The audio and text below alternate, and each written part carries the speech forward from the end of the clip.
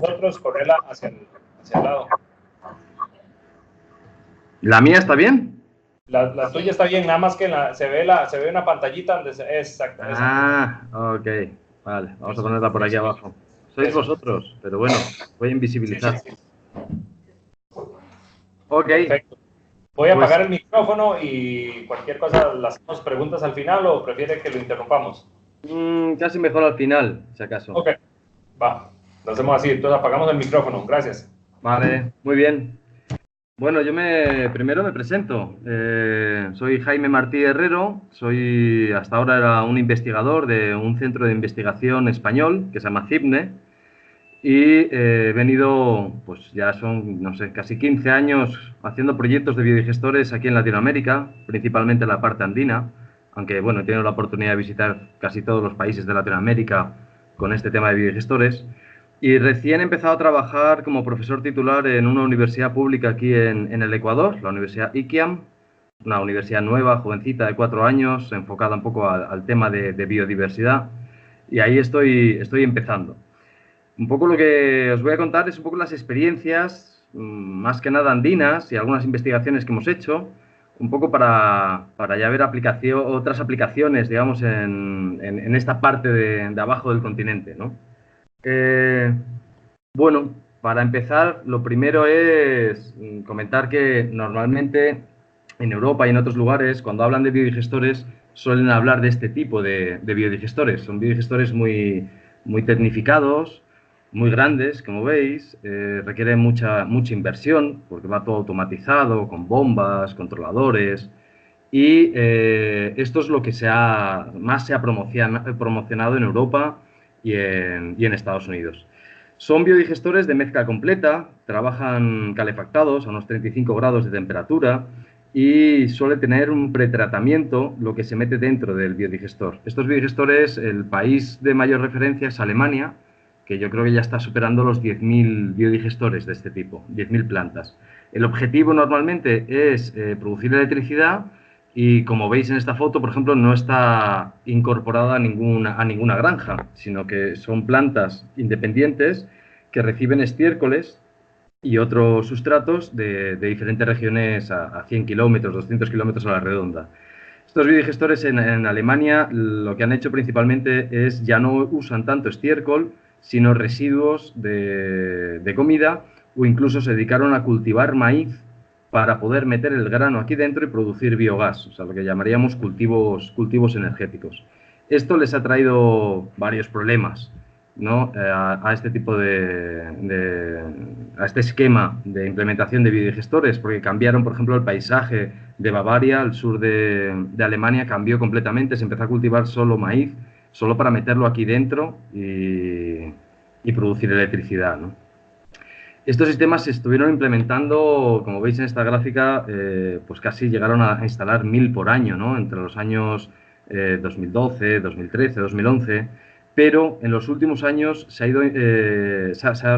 rebajado mucho la tasa de instalación de biodigestores de este tipo.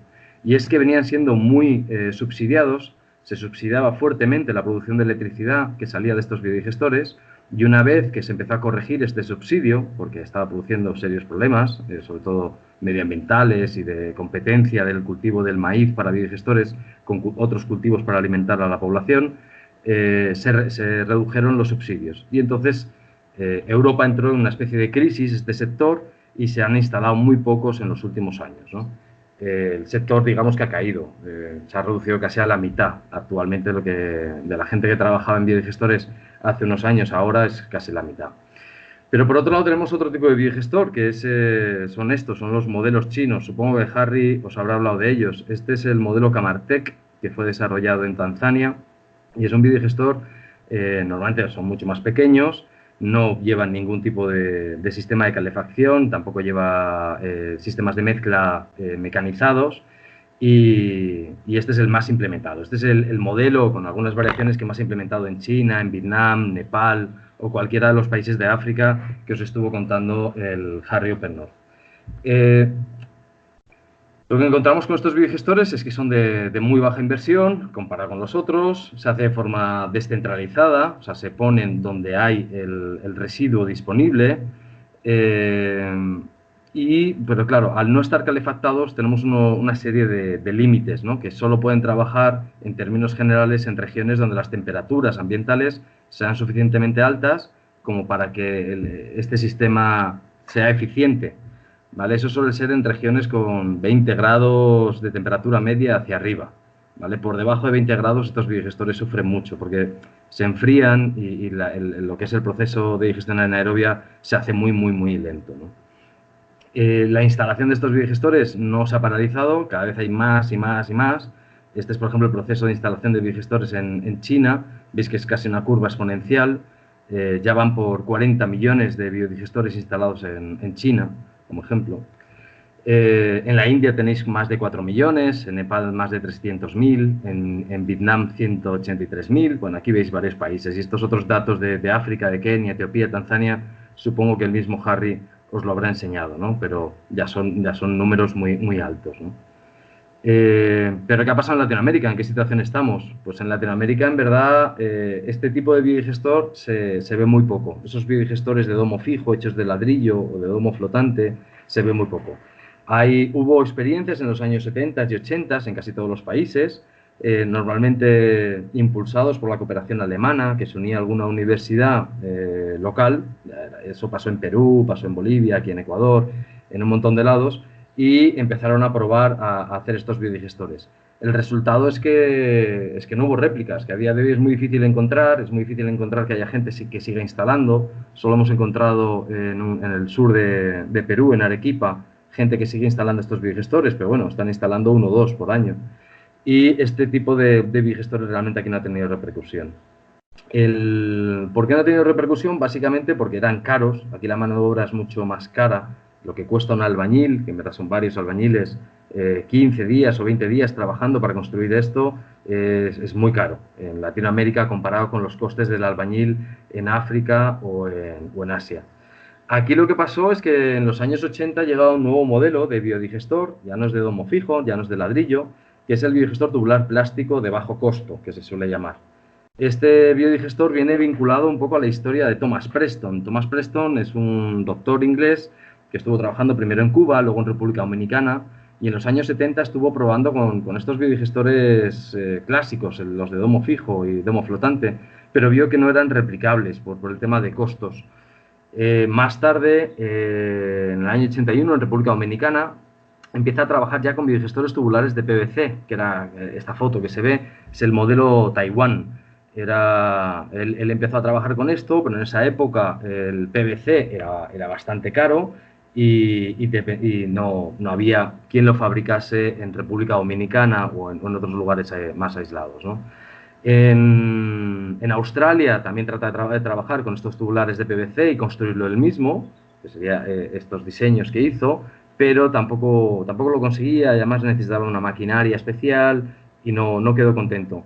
Después de probar en Bangladesh a tratar de hacer esto con plástico de invernadero y no lo conseguía, es en Etiopía que encuentra que el plástico de invernadero normalmente se fabrica ya de forma tubular. Y es que en la fábrica le meten una cuchilla por un lateral para cortarlo y que ya quede con forma de sábana, que es lo que nosotros normalmente podremos comprar en las ferreterías, las sábanas de plástico para invernadero. Pero a veces podemos encontrar, en vez de con forma de sábana, podemos encontrar lo que no le haya metido la cuchilla y lo encuentras en forma tubular. Él esto lo encontró en Etiopía en el año 84 y es el primer biodigestor tubular que hace.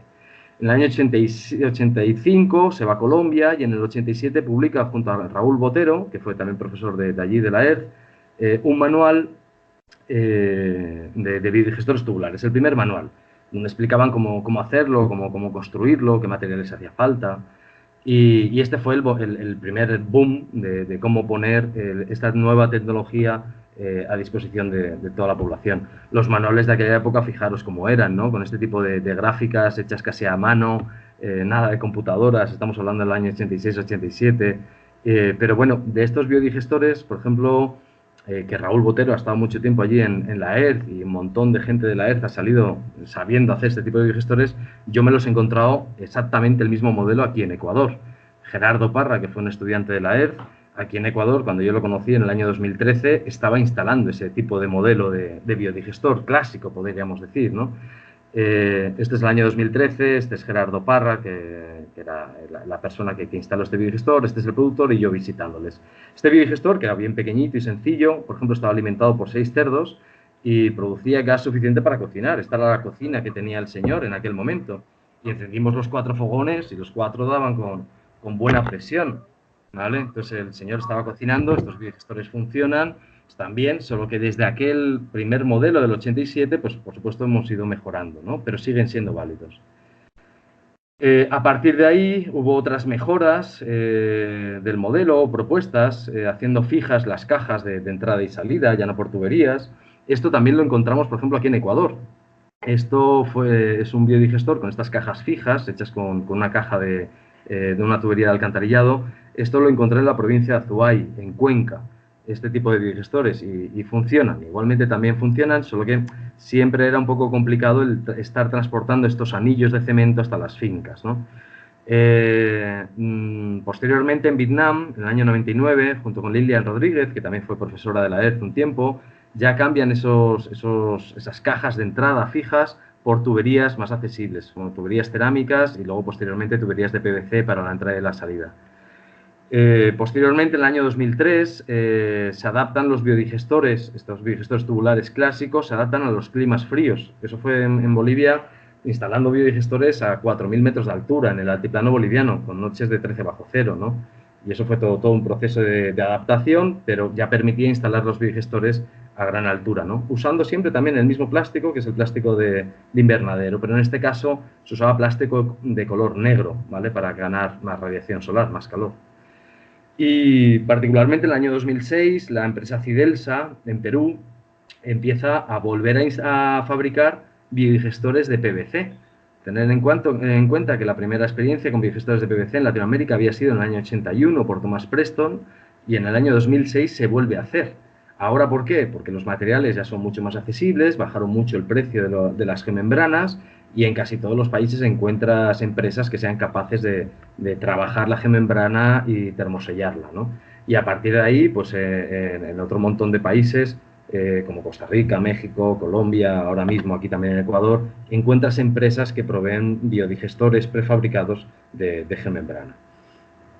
Entonces vemos que los biodigestores tubulares realmente es un aporte al mundo desde Latinoamérica, considerando que, bueno, que Thomas Preston también en el año 92 empezó a ir a Vietnam y allí en Vietnam se llegaron a instalar 30.000 biodigestores de este tipo, pero además de Vietnam, realmente es un aporte desde Latinoamérica, estos biodigestores tubulares. Biodigestores tubulares, estos, por ejemplo, son todo fotos aquí en Ecuador, ¿vale? Son fotos de pequeños biodigestores tubulares hechos por diferentes proveedores de tecnología o diferentes instaladores, algunos de gemembrana, otros de plástico, y todos funcionando. O sea, es un sistema que sí funciona con sus pequeñas variantes y que es útil en el campo, ¿no? Luego tenemos la otra parte, que es que esto ya está divulgado a nivel latinoamericano, ¿no? Y es lo que os contaba, casi todos los países cuentan con empresas que fabrican biodigestores prefabricados, ¿no? Y lo tenemos por todos los países. O sea, hay acceso a la tecnología. La tecnología normalmente se considera que es de pequeña escala, ¿no? Normalmente pensamos en biodigestores más o menos pequeños, pero también se pueden hacer biodigestores grandes, de tubulares, ¿no? Fijaros esto en Colombia, fijaros el tamaño de esta persona y comparar con el tamaño del biodigestor, ¿no? Sigue siendo un biodigestor tubular, pero en este caso de 750 metros cúbicos. Y esto era para una granja de cerdos allí en Colombia. Normalmente se considera que los biodigestores pequeños están pensados solo para cocinar, ¿vale? Esto es, por ejemplo, una cocina conectada a un biodigestor en Nicaragua, ¿vale? Estaban probando la conexión a la llama, al fuego. Pero también se pueden usar los biodigestores pequeños, tradicionales, para otros usos, ¿no? No solo para cocinar. También se puede usar para motores, por ejemplo, pequeños motores en la finca, para picaduras de pasto, para bombas de vacío, para ordeño. Este tipo de cosas también se pueden hacer con pequeñas adaptaciones. Esto es en Colombia, por ejemplo. Ahí veis el reservorio de biogás, como el reservorio de biogás está directamente conectado al biodigestor, ¿sí? Un pequeño filtro, aquí están haciendo pruebas, para quitar el ácido sulfídrico. Pequeños motores se pueden hacer funcionar con pequeñas cantidades de gas. Otro uso muy típico del biogás es usarlo para calentar lechones. Y este es un uso muy generalizado también. Pero bueno, entrando ya un poco a la experiencia que he tenido, yo he trabajado principalmente en Bolivia. Este es el altiplano boliviano.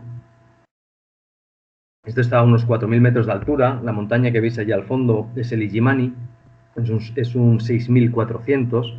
La ciudad de La Paz está metida aquí en un valle, entre el Illimani y este altiplano, está a 3.600 metros de altura. Y el proyecto que yo estuve coordinando trataba de implementar biodigestores en estas condiciones de tan frío, tan seco y de extrema pobreza, ¿no? El lugar principalmente son habitantes de etnia indígena aymara, son pequeños productores agropecuarios, tienen 4 o 5 vacas, algunos 10, también tienen ovejas, cultivan papa, haba, muy pocas veces maíz porque no da por el frío. Y en estas condiciones casi de extrema pobreza, pues había que diseñar biodigestores muy baratos, pero que fueran accesibles y que funcionaran en estos climas, ¿no? Entonces la idea era cómo llevar los biodigestores que tradicionalmente se han implementado en climas tropicales, con temperaturas por encima de 20 grados centígrados, cómo llevar esto a este tipo de regiones con temperaturas que en invierno pueden bajar los 13 grados y las máximas no superan a veces los 15 grados de temperatura, ¿no? Para eso, por ejemplo, una de las cosas que hicimos fue hacer un centro de investigación experimental junto con la Universidad Mayor de San Andrés, la Universidad Pública de La Paz, en Bolivia. Y aquí, por ejemplo, veis, son 10 biodigestores tubulares, un poquito más pequeños de lo normal, solo para empezar a hacer pruebas, ¿no? Aquí están dentro de estos invernaderos compactos los biodigestores. De aquí salieron un montón de publicaciones científicas, y han seguido saliendo, aquí hay algunas, pero nos dedicamos a hacer ciencia de alto nivel, de alto impacto internacional, aplicada a pequeños productores empobrecidos, que normalmente el ámbito científico y tecnológico los invisibiliza, los deja abandonados, ¿no? En aquel proceso también, bueno, publicamos este manual, que era la primera guía de diseño, ¿no? Había habido manuales de instalación de biodigestores, pero no se explicaba hasta este momento un poco qué criterios tomar para diseñarlos, qué tamaños, dependiendo de la temperatura, dependiendo de la cantidad de estiércol disponible. Se participó en la publicación de otra serie de libros, todos estos son gratuitos, están en internet, te puedes descargar el PDF.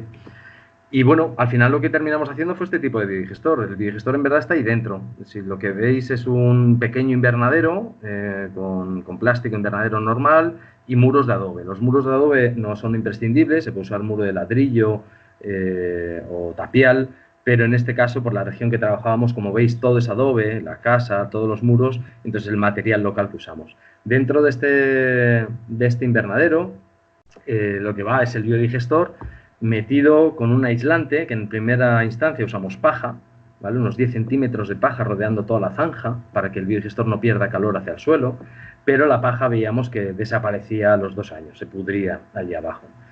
Estos eran los biodigestores. Este es el interior de ese mismo invernadero que habéis visto antes, ¿no? Aquí se ve el biodigestor de color negro para coger radiación solar, calentarse y muy compacto el invernadero para no tener tantas pérdidas de calor.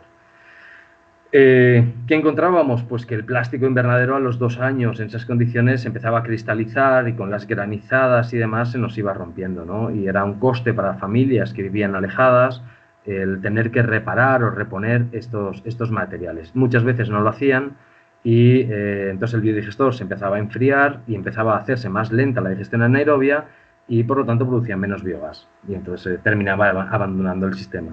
Como alternativa, lo que se hizo fue transformar el plástico invernadero, cambiarlo por policarbonato. Es un material más caro, pero que ya tiene una durabilidad de 10 años. ¿Vale? Que entonces con esto asegurábamos que el biodigestor, ya todo el sistema, tenía una durabilidad más o menos de 10 años. La paja también la cambiamos. La paja la cambiamos por poliestireno, no sé cómo he expandido, no sé cómo se llama en Costa Rica, Ecopor, Espumaflex, Icopor, no sé cómo se llama allí, hay diferentes nombres en los países, ¿vale? Pero es el típico corcho blanco con el que se embalan las neveras o los electrodomésticos, eso se usa de aislante para el biodigestor. de tal manera que el sol entra, calienta este plástico negro, el calor que se genera aquí se va almacenando dentro del biodigestor y el biodigestor no lo pierde hacia el suelo porque tiene un aislante entero rodeándolo, también por abajo, ¿vale? Este es como quedaba este tipo de biodigestores. Al final estos biodigestores lo que nos encontrábamos es que podíamos hacerlos trabajar a que el interior, lo que están las bacterias, la temperatura que trabajan las bacterias era similar a la temperatura máxima ambiental. Esto estuvimos haciendo monitoreos y modelos de matemáticos de biodigestores y encontrábamos esto, tanto en los modelos como en los biodigestores experimentales reales que monitoreamos, que la temperatura a la que funciona el biodigestor es a la máxima ambiental. O sea, si tú estás en una región donde la máxima llega a 20 grados y las mínimas llega a 4 o a 0 grados, podemos hacer funcionar el biodigestor a esos 20 grados, ¿vale? Que ya es mucho, eso ya merece la pena colocarse en esos niveles, ¿no? Deciros, por ejemplo, una prueba que hicimos es que en esos biodigestores dependíamos mucho de la construcción del invernadero, ¿vale? Hacía falta un albañil y, como hemos dicho, los albañiles son caros. Y esto no cualquiera lo podía hacer, también había que fabricar los adobes, y los adobes en época de lluvias no son fáciles de hacer también porque se van mojando. Entonces intentamos hacer pruebas, por ejemplo, de cómo evitar este tipo de invernadero y hacer un invernadero que dependiera solo del instalador del biodigestor.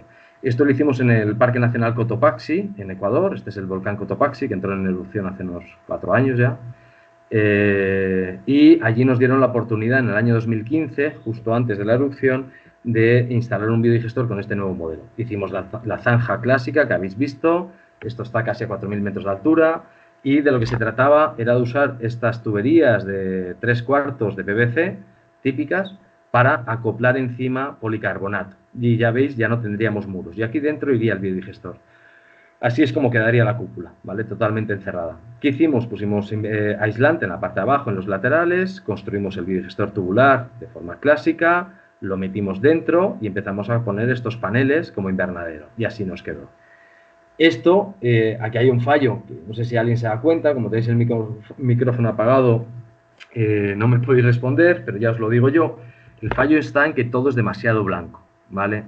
Aquí se solicitó que nos dieran plástico negro para hacer el biodigestor, para que pudiera absorber el sol, el calor del sol, pero no lo encontraron en Ecuador y nos trajeron plástico blanco. Entonces, si os fijáis, todo es demasiado blanco. La cubierta es blanca, el plástico interno del biodigestor también es blanco, entonces aquí nadie va a estar absorbiendo calor, ¿vale? Ese plástico habría que cambiarlo de color, o si no, poner una sábana por encima del biodigestor, por aquí dentro, que atraviese todo el biodigestor de color negro, ¿vale? Para que algo absorba la radiación solar.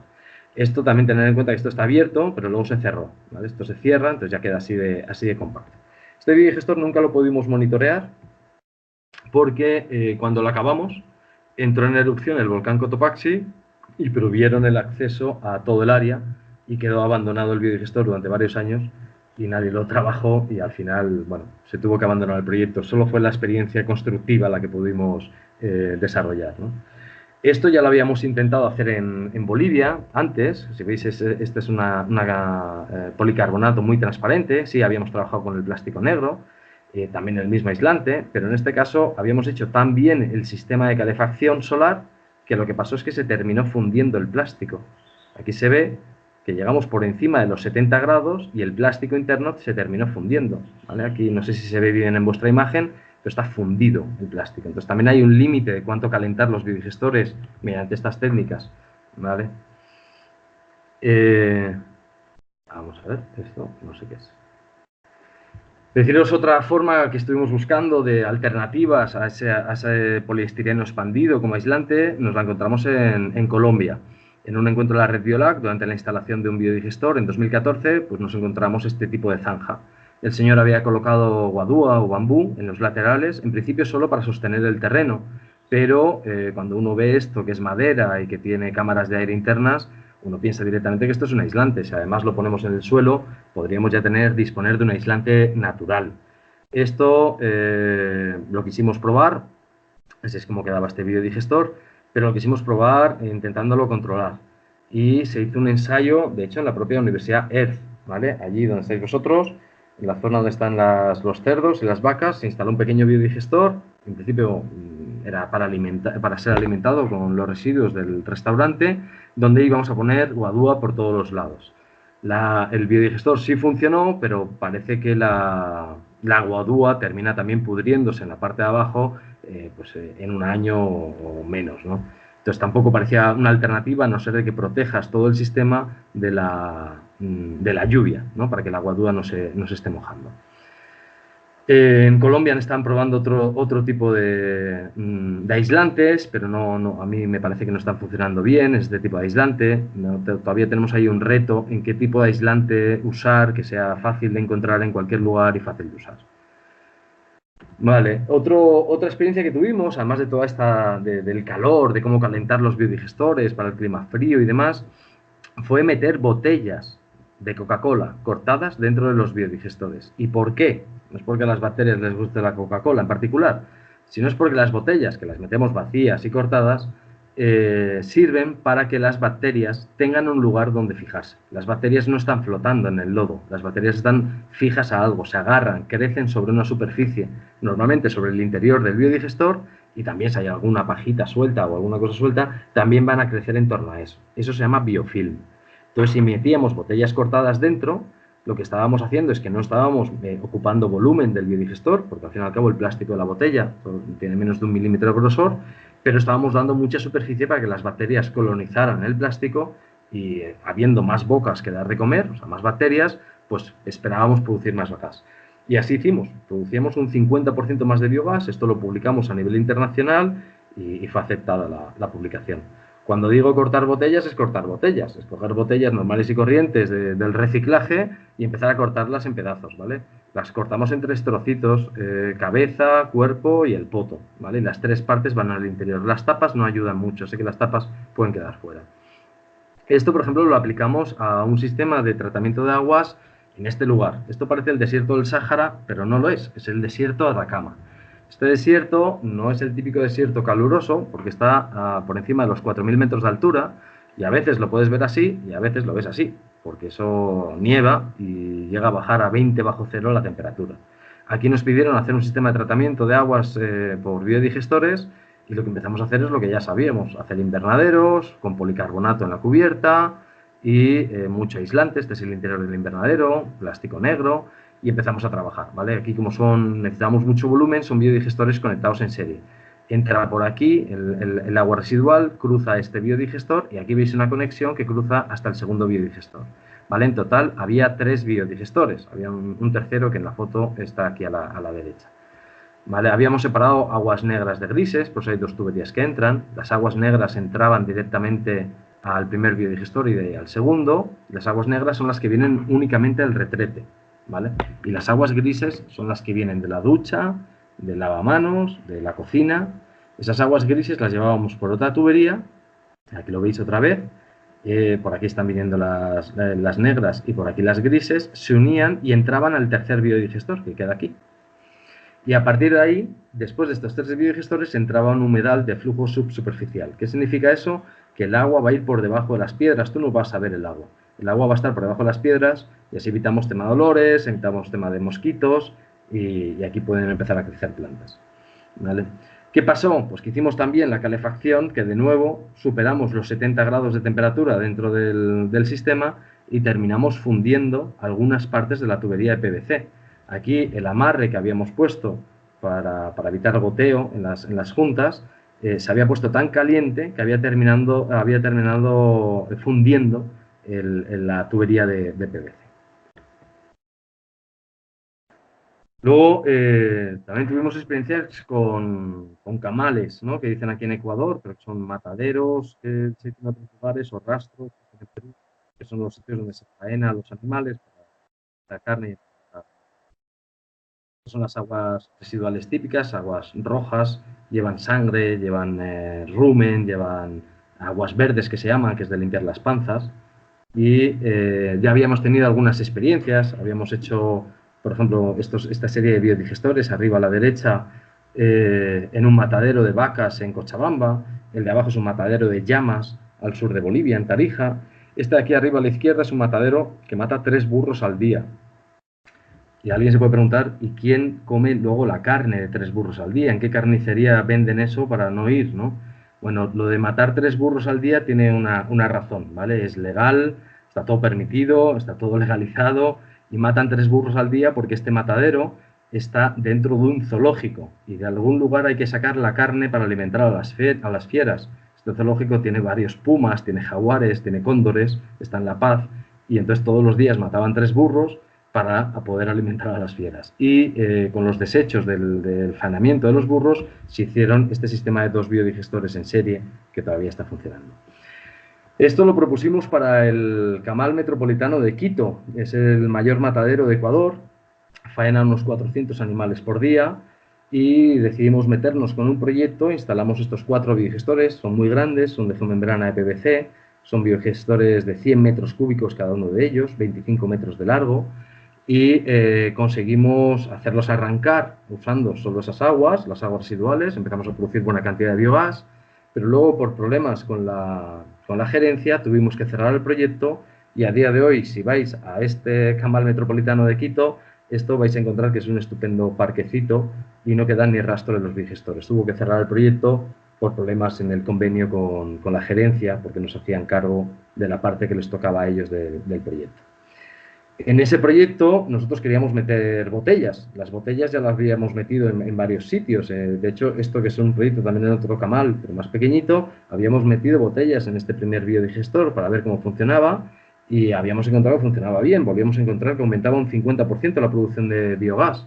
Pero claro, cuando echábamos cuentas de cuántas botellas habíamos metido en este biodigestor, que este en particular tenía 9 metros cúbicos, 9 metros este, 9 metros este y 9 metros este otro, y hacíamos el cálculo para trasladar eso a los biodigestores grandes del Camal de Quito, nos encontrábamos que hacía falta 16.000 botellas. En este, por ejemplo, entraron 200. 200 botellas es más o menos fácil de conseguir, pero a ver quién consigue 16.000 botellas. Y una vez que las has conseguido, a ver quién corta en 3 pedazos 16.000 botellas. Yo he hecho cortar botellas a mucha gente, ¿vale? Yo he cortado también cientos de botellas para meterlas en biodigestores y es pesado.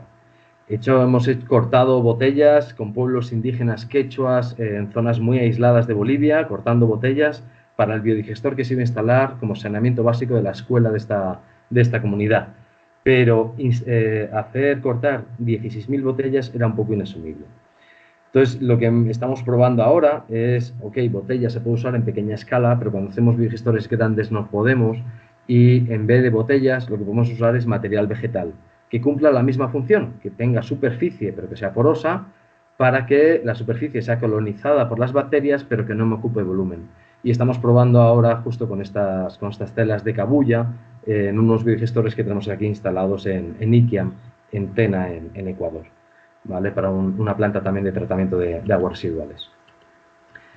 Ya por último, por ir cerrando, y un proyecto que nos vinculó todo ese conocimiento generado, era que nos pidieron hacer un biodigestor para tratamiento de residuos orgánicos, ¿vale? La basura domiciliaria, la parte orgánica. Normalmente estos sistemas ya se hacen en Europa, pero son biodigestores muy tecnificados, con mucho pretratamiento, se calientan, requieren altos costes de inversión, hay que agitar, y esto, si te vas a un municipio pequeño donde quieren hacer un biodigestor para, por ejemplo, los residuos del mercado, pues no es muy viable, porque los costes se disparan. ¿Vale? Entonces nos pidieron buscar alternativas y ahí empezamos a buscar alternativas. Buscando alternativas encontramos en la India este modelo de biodigestor que parece un biodigestor tubular, pero no lo es. Este tiene un truco, que es que tiene mucha cúpula de gas. En verdad no está pensado para tener cúpula de gas, sino está pensado para que toda la basura que tú vayas metiendo va a empezar a flotar, ¿vale? Las cáscaras de plátano, de piña, todo va a empezar a flotar y se va a empezar a acumular, de tal forma que va a formar una costra, ¿sí? Esa costra va a llenar toda la cúpula de biogás y entonces una vez que esto esté lleno de ese material flotante, la siguiente vez que yo meta material, ese material ya queda completamente sumergido porque no va a poder flotar porque esa parte ya está ocupada por otro material viejo. Y al estar completamente sumergido en el nuevo material que entra, se degrada muy rápidamente. Esto con estudios publicados por Chanakya, que es el responsable de este sistema, pues daba que es que la cáscara de banana básicamente desaparecía en 5 días dentro del biodigestor, o la cáscara de naranja desaparecía en 15 días dentro del biodigestor, una vez que está completamente sumergida, ¿vale? Esa idea nos gustó, Chanakya ya la había aplicado, son estos domos, ¿vale? Hechos en cemento, y aquí es donde se va acumulando toda esa costra. Él sabía que de vez en cuando le va a tocar vaciar el biodigestor, porque todo eso que se va almacenando en algún momento va a obstruir el biodigestor y toca entrar y vaciarlo, pero a cambio no tiene que tener motores ni sistemas de pretratamiento y es más accesible el sistema. Otro ejemplo que encontramos es este, es el biogestor Biotech, también en la India, es un biogestor de domo flotante, donde también ponen lo que sale del mercado, el residuo del mercado lo ponen en esta parte y entra dentro del biodigestor. Pero vemos que lo que están haciendo es que aquí, que se va acumulando el biol, lo bombean a un tanque elevado y de este tanque elevado lo vuelven a reinyectar a la entrada, empujando a lo que tú hayas puesto, a la materia fresca, hacia el interior del biodigestor. Esto hay muchas plantas ya instaladas, más de 40, están produciendo electricidad para el mercado, incluso a veces para las calles aledañas dan iluminación, y también era una buena idea, ¿no? El hecho de recircular el biol. No hacen pretratamiento, no hay motores más que este de recirculación. Y luego, cogiendo toda la experiencia que nosotros teníamos en trabajar con clima frío y cómo calentar los biodigestores aprovechando el sol, decidimos dar el paso y hacer una propuesta. Nuestra propuesta no iba a tener pretratamiento, porque íbamos a hacer sumersión de la materia orgánica, no íbamos a hacer mezcla con agua, ni íbamos a diluir, tampoco íbamos a tener agitación, ni calefacción activa, íbamos a tener un diseño solar. ¿Qué salió de todas estas ideas? Pues salió esto. Esto que les presento se llama Frankenstein. Frankenstein es el biodigestor, el chico se llama Gustavo, ¿vale? Se llama Gustavo Soria Castellón, fue mi tesista durante más de un año, el chico súper trabajador, esto se hizo en Bolivia, en Cochabamba, y detrás de él está Frankenstein. Frankenstein junta pues muchas ideas. Lo que veis aquí es 2 chimeneas de entrada, ¿vale? Que es por aquí por donde vamos cargando la materia orgánica que venía de un mercado, tal como venía, ¿vale? La cabeza de piña se metía aquí tal como venía, no se picaba nada, no se homogenizaba nada, ni se retiraba nada. Si venía una cucharilla de plástico, también iba para adentro, y si era de hierro, igual para adentro. Si era de plata, te la retirabas, eso sí. Y lo que sucede es que por aquí va entrando toda la materia orgánica y se acumula en esta panza. Y el truco que tiene este biodigestor es que el nivel del agua está por encima del nivel de esta panza. Por lo tanto, nosotros no estábamos generando una costra, como hacía Chanakya. Nosotros estamos generando una fase donde hay material flotante, pero que está por debajo del nivel del agua. Entonces eso se nos va a ir degradando más fácilmente.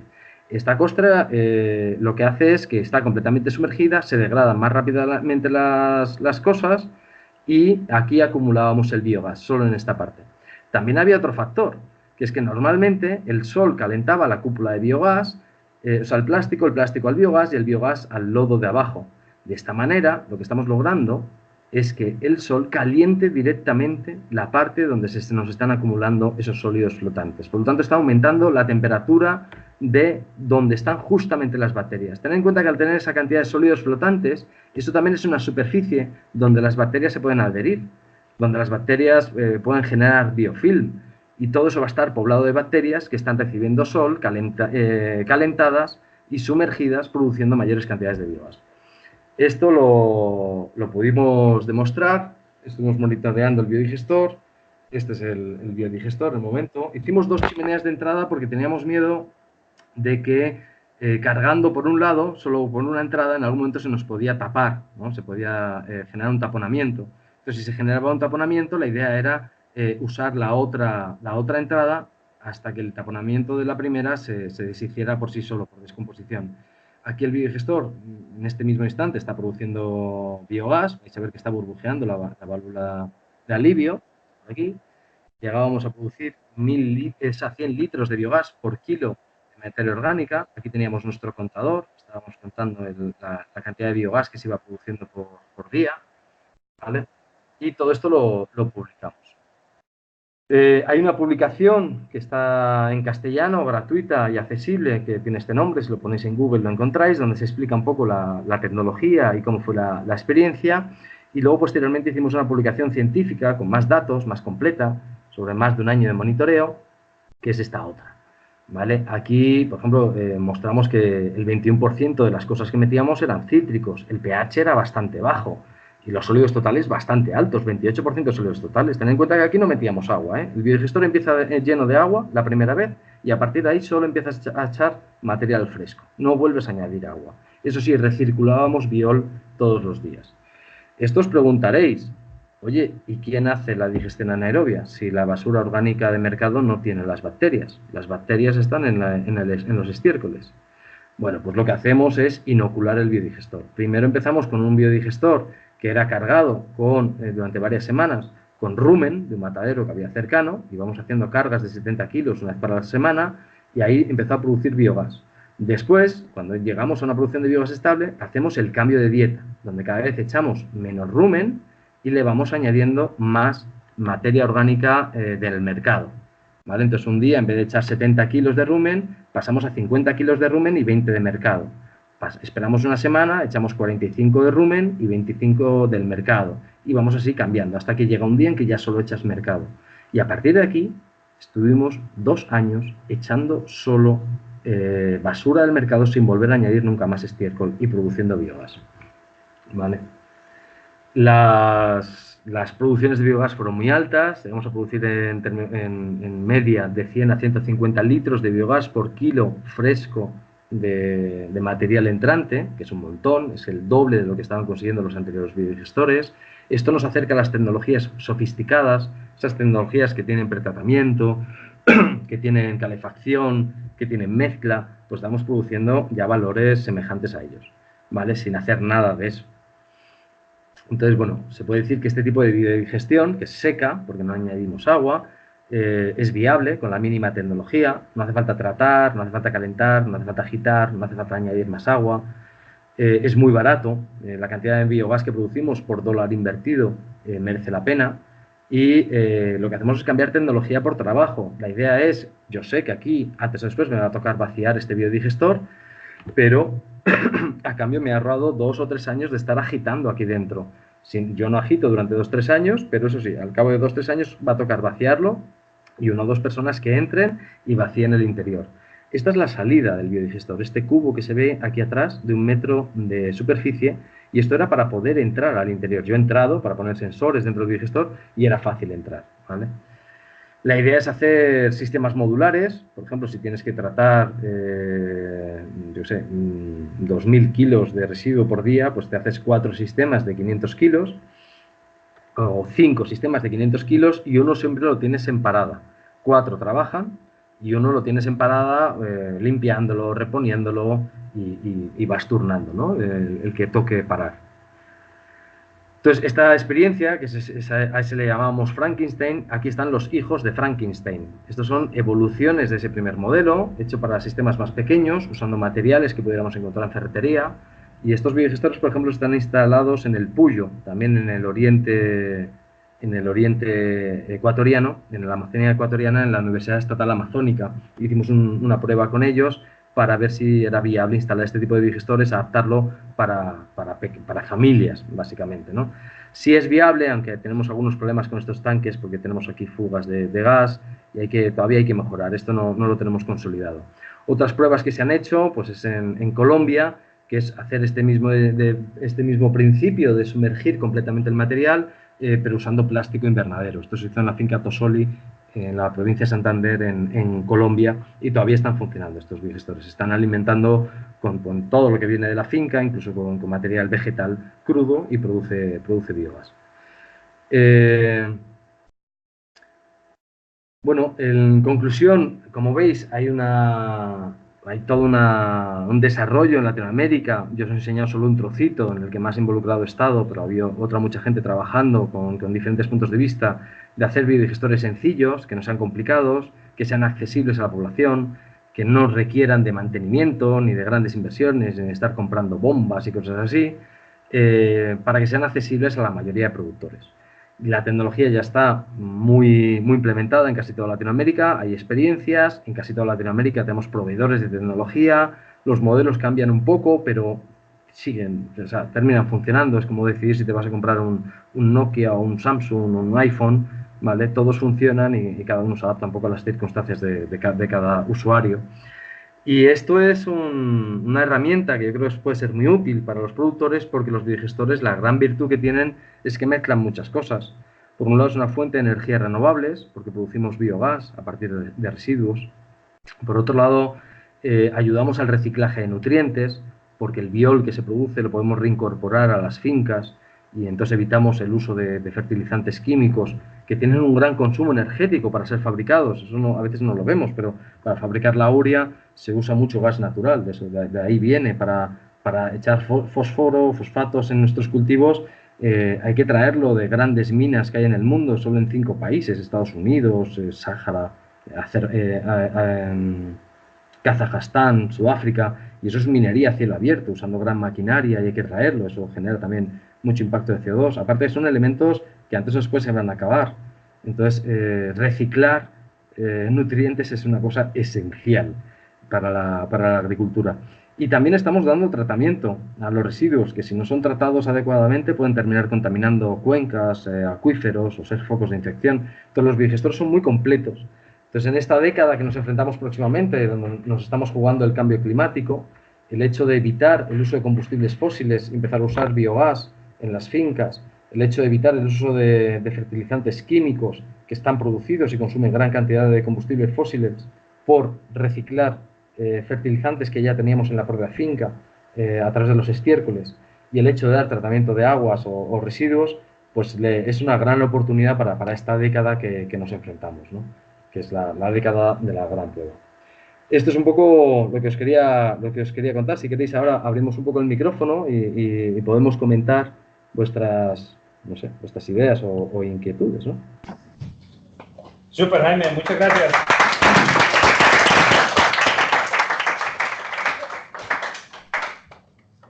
¿Preguntas? No hay micrófono, así que si vas a hablar tienes que encender el micrófono. No, ya lo encendí, ¿no? ¿No me escuchas? ¿Está encendido, no? Sí. Ahora sí te escucho, perdón, ahora sí.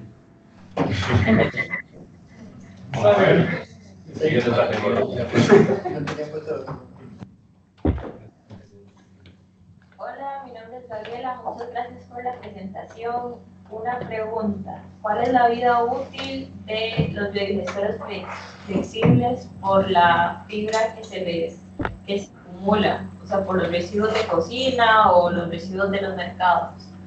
Y también ustedes hablaban que el biodigestor Frankenstein, solo con residuos, duró 2 años. Después de ahí lo tuvieron que volver a inocular o no resistió la costra que tuvo.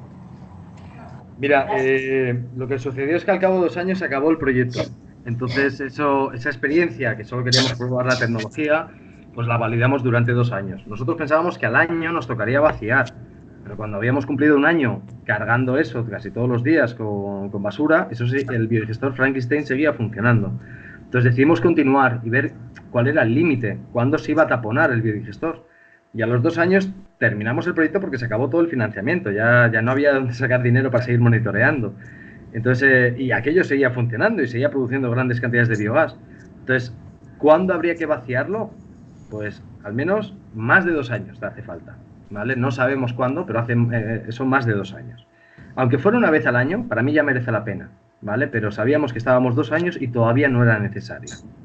Y luego, ¿cuánto duran? Pues es que ya te digo, en las experiencias que estamos teniendo, en Colombia también ahora mismo llevan 2 años con esos biodigestores que instalaron de plástico para materia orgánica y siguen acumulando y acumulando. Es que se va degradando la materia poco a poco allí dentro. Como está dentro, flotante, pero completamente sumergida, se va deshaciendo la materia, ¿vale? Va acumulando fibras, va acumulando lignina, pero también en parte va saliendo esa parte de la lignina. Y por el momento siguen funcionando. Entonces todavía no tenemos un límite establecido de cada cuánto habría que vaciarlo. Gracias. ¿Quiénes de ustedes estuvieron aquí cuando se instaló el de la FIO? ¿Ustedes estuvieron? Aquí hubo un grupo, Jaime, aquí hay un... Jaime, que cuando estuviste por acá hace, ¿qué fue? ¿Un par de años? Sí, yo creo que sí. Sí, aquí hay, levante la mano, ¿quiénes estaban? Aquí hay como 5 personas que estuvieron en la instalación. ¿Estaban en la foto ustedes? A ver, devolvete en la foto cuando estaban instalando los de la red. A ver. ¿Ah? Vamos a ver si están aquí. Vamos a ver.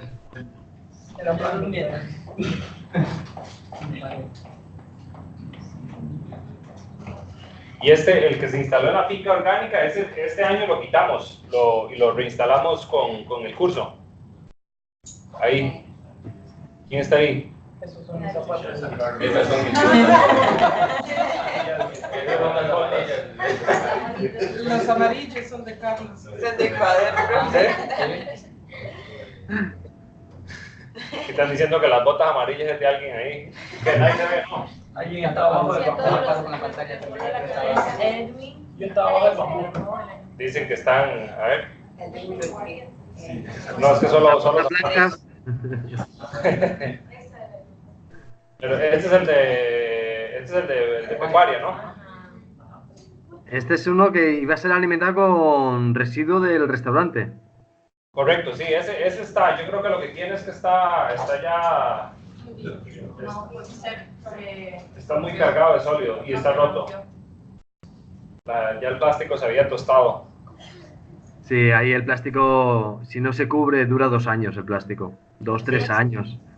Hay que sombrearlo el plástico. Y en estas regiones sombrearlo no pasa nada, porque hace tanto calor que el calor ambiental ya hace funcionar bien al biodigestor. Entonces, para mí, cuando se usa plástico de invernadero hay que sombrearlo en estas regiones. Sí, y el bambú se derritió prácticamente. Sí, esto me lo comentaste tú, de hecho, creo. Sí, se descompuso bastante. Pero entonces, claro, tienes una oportunidad ahí de si le pones una cubierta y tratas de sacar el agua del entorno del biodigestor y del bambú, y además proteges el biodigestor, de que te dure mucho más el sistema. Tal vez aquí es que cuesta, aquí como la humedad es relativa, o sea, ambiental, no solamente física, entonces aquí hasta bajo techo se pudren las cosas. Es impresionante. Se había hecho la propuesta de que el bambú lo cure. Sí, hasta curarlo y todo, pero ya se hace mucho más, o sea, más complejo y todo. Sí, pero... ya empezamos a complicarlo con el bambú curado. Okay. ¿Más preguntas? Yo. A ver. Venga. Buenos días. Habla Cristina Carvajal. Yo soy de Ecuador, pero de la provincia de Sucumbíos. Ajá. Bueno, yo he trabajado con finqueros y pues ellos están interesados como en poder instalar biodigestores. Mi pregunta es, bueno, no sé si lo pueda relacionar, ¿verdad? Tena y Sucumbíos, pero el tema es qué tan viable lo ve usted que se instalen biodigestores en la zona amazónica. Yo lo veo súper viable. De hecho, ahora aquí en Tena ya se están empezando a instalar los primeros. Ahora aquí en lo que es en torno a la ciudad de Tena tenemos unos 4 y cada vez vamos a ir instalando más. Lo que pasa es que lo que encontramos, por ejemplo, en la zona del Napo, en esta región, es que el tipo de productor agropecuario no suele tener animales. No hay tantos con animales. Suelen ser productores más que tienen la chacra, es población de origen indígena y manejan la chacra, no manejan tanto lo que es la crianza de animales. Pero sí que da, por supuesto. Y la zona de Sucumbíos yo todavía no la he visitado, pero mientras haya gente que tenga los animales estabulados, se puede hacer. Porque otra cosa es que tengas gente que tiene biodigestores, o sea, que tiene los animales sueltos. En ese caso no hay nada que hacer. Si tiene los animales sueltos porque es para crianza de ganado, para carne, olvídate, nadie va a ir detrás de la vaca recogiendo el estiércol. Y entonces la única alternativa que tienes es gente que tenga estabulado, normalmente sería gente que críe cerdos, también se puede hacer con pollos, y gente que críe vacas para leche. Porque al menos durante un tiempo para la leche se suelen, no siempre, pero se suele estabular la vaca, ¿no? O llevar a un corral con piso de cemento para ordeñar. Entonces ese es el límite, que no te valen toda la gente que tenga ganado. Tiene que tener ganado estabulado al menos parcialmente, que puedas recoger el estiércol. Pero a nivel de temperatura es genial, ¿eh? O sea, son súper sencillos los biodigestores allí. Listo, entonces, muchísimas gracias. ¿Más preguntas? Ya están como fundidos, porque esta es la tercera, ya son las 11 y tienen hambre. A ver.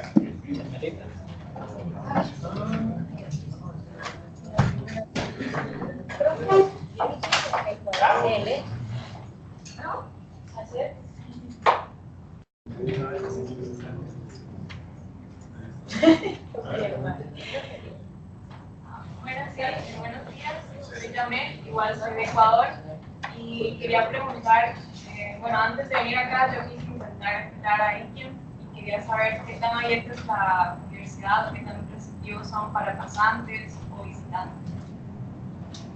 Mira, yo llevo ahora solo 5 meses en IKEAM. Estoy todavía en proceso de adaptación al medio. Entonces todavía no sé muy bien cómo funciona el tema de pasantes, de cómo los podemos recibir. De hecho, ya me ha preguntado más gente y justo esta semana he empezado a preguntar de cómo se les puede recibir, si se les puede pagar algo o no. Yo proyectos, ahora mismo ya tengo un proyecto con 3 biodigestores para una planta de tratamiento de aguas del propio IKEAM, ¿vale? Estamos queriendo tratar todas las aguas de IKEAM y de ese proyecto luego va a tener una réplica en campo, en una comunidad rural quechua. Vamos a instalar luego otra planta de tratamiento de aguas para esa comunidad. Entonces aquí trabajo va a empezar a ver, pero todavía no sé muy bien cómo se recibe a pasantes y qué oportunidades hay. Vale, eso, si me mantienes el contacto, me preguntas dentro de un par de semanas o dentro de un mes, podemos hablar.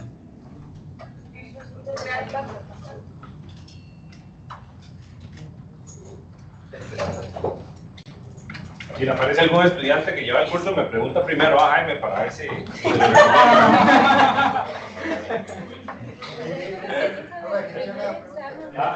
acuerda de Rafael? Que si se acuerda de Rafael. Que si se acuerda de Rafael. Rafael, el mono de la Universidad Estatal Amazónica. Rafael, el mono de... ¿Conocen al Rafael? ¿Quién conoce al Rafael? Aquí hay un compañero... Hablamos. Tome. Mira, el biodigestor de esta foto de la izquierda es ese biodigestor de la Universidad Estatal Amazónica, en Puyo. Y este es el que Rafael ha estado rompiendo. De hecho, hace poco rompió el reservorio porque desamarró las ligas de neumático. El maldito Rafael. Ni me lo topen. Sí, como le mencionaba, estuve en la instalación del biodigestor de la Estatal Amazónica con Andrés Gines. No he entendido. Hay una pregunta, no la he escuchado bien, perdón. No fue una pregunta, fue como el comentario cuando conocí al mono Rafael. Ah, ok. Estuve en la instalación de ese biodigestor. Pero yo también estaba, o sea que tuvimos que coincidir. Sí, justo ese día no estuvo usted, estuvo otra chica española. Ah, ok. Vale.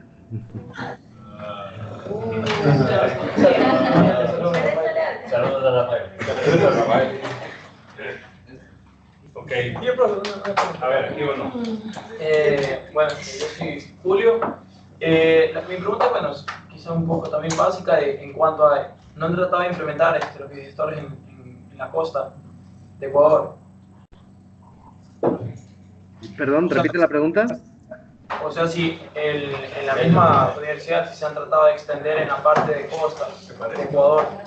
Mira, en la costa de Ecuador está habiendo experiencias, y ya ha habido en la provincia de Los Ríos y en El Oro. De hecho, allí hay un antiguo estudiante de la ERZ, que es Gerardo Parra.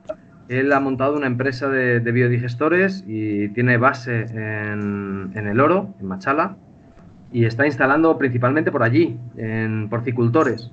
Y luego hay experiencias en Los Ríos y en otras zonas por pequeños campesinos, ¿no? Que están haciendo más biodigestores plásticos o también a veces de geomembrana. Y luego el otro Santo Domingo, Los Áchilas, ahí también está viendo experiencias. En Santa Elena, o sea, hay experiencias en casi todo Ecuador ya, ¿eh? O sea, acabamos de hacer un encuentro en Ecuador de biodigestores y ha venido gente de todo el país. Y hay biodigestores ya regados por casi todo el país. Falta difundir, falta que los productores conozcan la oportunidad de esta tecnología, pero ya hay en todos los sitios. Pero usted, digo, está trabajando en colaboración, está con sus investigaciones con ese tipo de empresas que se van fundando. La universidad, digo, tiene alguna conexión con ellos. Sí, yo los conozco a todos y me llevo bien con ellos, a veces me consultan cosas, yo a ellos, el tema de materiales, y hay buena relación. En términos generales se comparte mucha información entre todo el mundo, ¿vale? Las empresas suelen compartir mucho, pues, sus lecciones aprendidas, cómo les ha ido, que probaron tal material y no les funcionó bien, o que han resuelto un problema de tal manera, y son bastante abiertos casi todas las empresas que hay aquí en Ecuador, y en términos generales en Latinoamérica, ¿eh? Todo el mundo comparte mucho la información, porque cuanto mejor les vaya a los otros, mejor te va a ir a ti, ¿vale? Es bastante abierto, bastante solidario todo el ámbito de biodigestores en Latinoamérica, ¿no? Muchas gracias. Super, Jaime, muchas gracias.